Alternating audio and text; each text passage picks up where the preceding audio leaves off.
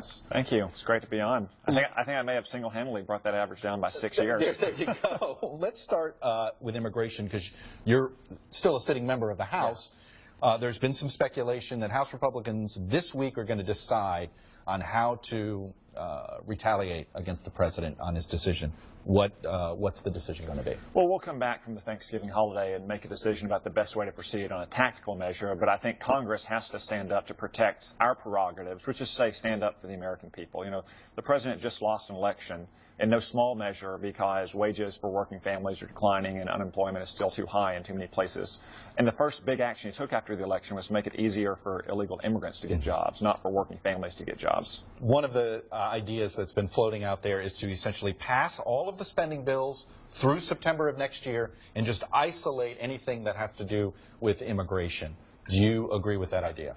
Well, it's one possible solution. That would cede our spending power on so many, though, like EPA overreach. So what we might also do is pass a short-term spending measure into the new year to let a new and accountable Congress, not a lame duck Congress, make these decisions. So you're against this idea that apparently some of the senior Republicans... I'll consult with my colleagues in both the Senate and the House to decide on an immediate path forward, but I'm reluctant to cede the spending power that the Congress has under the Constitution for 3/8 of the remainder of the Obama presidency. Would Republicans be on higher ground here if the House had passed an immigration bill, any immigration bill? Well, I think we should pass an immigration bill that addresses our problems, which is a lack of border security, a lack of internal enforcement.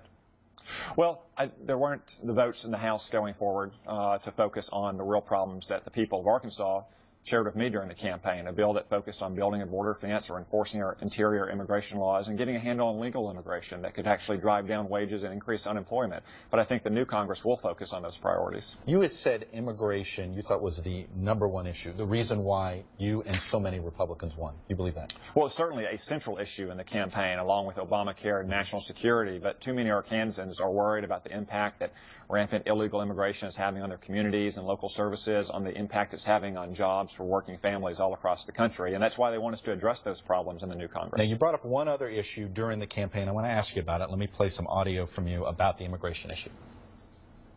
Groups like the Islamic State collaborate with drug cartels in Mexico that have clearly shown they're willing to expand outside the drug trade into human trafficking and potentially even terrorism.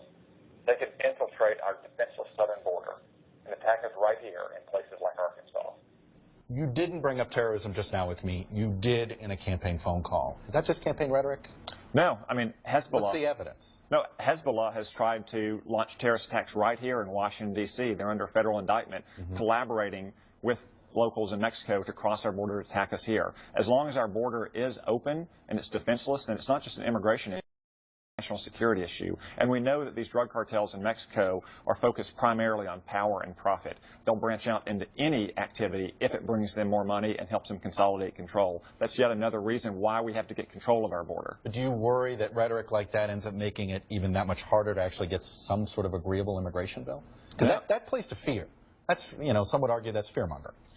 Well, the Islamic State is cutting the heads off of Americans right now, and their leader said they want to strike us here in the United States. That's something that we should be fearful of and that we should take a strong stance against, whether it's in Iraq and Syria or whether it's securing our southern border. I want to ask you, one of the things you did as an Arkansas congressman, you were alone in voting against the Farm Bill. And some people thought that was going to be a political problem for you. It turned out not to be a political issue from you. Explain to me what your job as a senator is how much do you represent Arkansas versus representing the interests outside of Arkansas? Well, I voted against that farm bill because I thought it wasn't in the interest of Arkansans, that it was going to spend almost $1 trillion. You were in the minority of that opinion. Well, everyone has disagreements, but I didn't think it was a good idea to spend $1 trillion new dollars at a time when we're almost $18 trillion in debt, when Arkansas was only getting 0.5% of the benefit, and 80% of that was food stamp spending. Now, no Arkansan is going to agree with every word I speak or every vote I cast, but I hope every Arkansan will know that I'm looking out for their interest every day in the Senate. Do you think too many senators are parochial? Because that was a non-parochial move. That is something, you know, that was a, no, I'm looking, in my view, what's in the best national interest. Maybe it wasn't in the best financial interest of an Arkansas farmer. No, I actually thought it was in the interest of Arkansas farmers and in our national interest when you look at deficit reduction. And if you look at the farm counties that I won all across Arkansas, you'll see that a lot of Arkansas farmers agreed with me, and they said so at the time when I cast that vote. All right, Senator-elect Tom Cotton, you've got some cleanup work here in the House. we'll be watching to see what happens on immigration. Thanks for coming on Meet the Press. Thank you. Great to be on with you, Chuck. Don't go anywhere. In just 40